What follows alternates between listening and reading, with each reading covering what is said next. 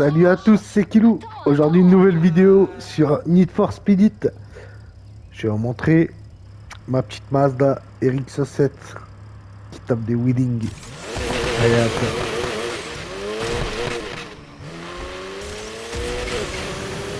Juste excellent. Tu vois. Petite voiture vraiment excellente pour s'amuser dans le jeu. Elle est... Faut pas chercher à gagner de la course avec. Parce qu'elle est un peu molle.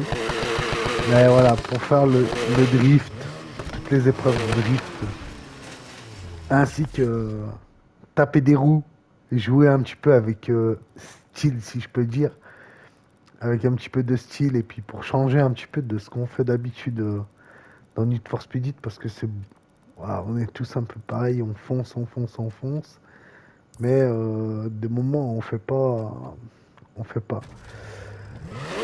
de foncer, on fait rien d'autre.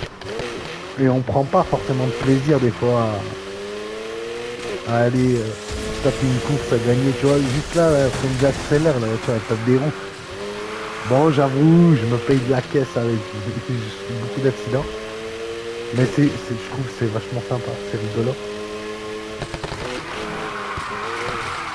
Et pour celui qui a envie de s'amuser puis de rigoler un peu dans son jeu, c'est plutôt cool.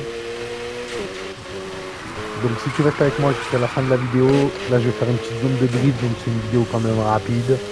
N'hésitez pas à vous abonner, à me laisser un petit pouce bleu, ça me fait toujours plaisir. Puis je vais te montrer les réglages après à effectuer. Allez, on va essayer de faire cette zone de drift là.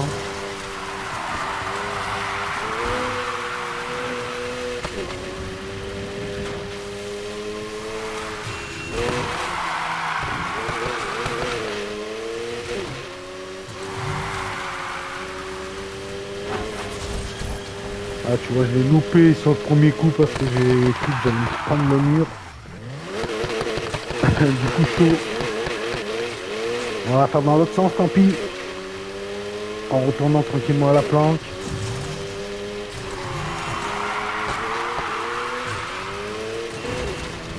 Et je me suis pris le mur, allez, tant pis.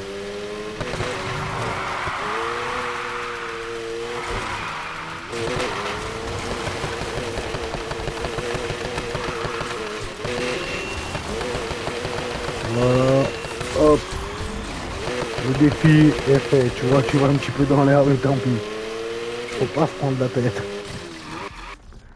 Allez, on va faire un voyage éclair, comme ça je te fais pas perdre de temps du tout.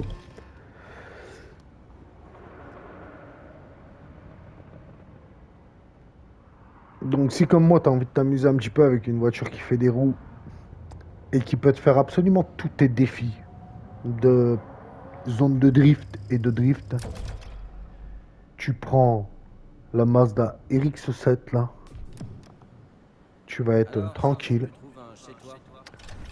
Au niveau des réglages, je, je vous montre parce que j'en ai plein qui m'ont demandé dans les commentaires et tout de faire une vidéo pour cette voiture. Parce que bon, malgré qu'on est en 2024 là, il y en a plein qui viennent d'acheter le jeu, hein, et qui savaient pas comment la régler et tout. Donc voilà. Donc moi dessus j'ai mis le Wankel, le moteur Wankel là, 1 litre 3 forgé, 780 chevaux qui va à 981. Voilà. Et dessus, Villebrequin Elite Plus, calculateur Elite Plus, refroidissement Elite Plus, échappement Elite Plus aussi, turbo, tu mets le turbo compresseur standard en Elite. Et après, ben, le boost, le NOS, tu peux mettre les 5 réservoirs en ultime, c'est bien. Sinon, tu peux mettre autre chose, c'est pas grave. Les suspensions Speed Cross, tu vois, tu mets les super en Speed Cross. Frein Elite. Les pneus, si tu veux taper des roues, que la voiture elle tape des roues, tu mets exactement la même config que moi. Tu mets les pneus drag et la voiture elle va se lever toute seule. Elle va taper des roues. Et sinon, tu mets des pneus drift là.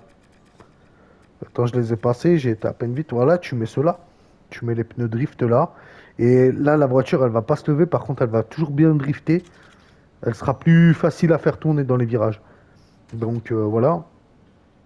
L'embrayage Elite Plus, bien sûr.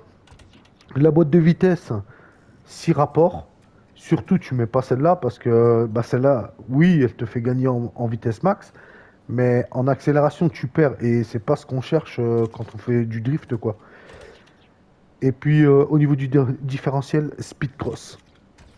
Voilà, les auxiliaires, si tu as les défis à faire pour ceux qui viennent de commencer, pensez à mettre le kit de réparation x2.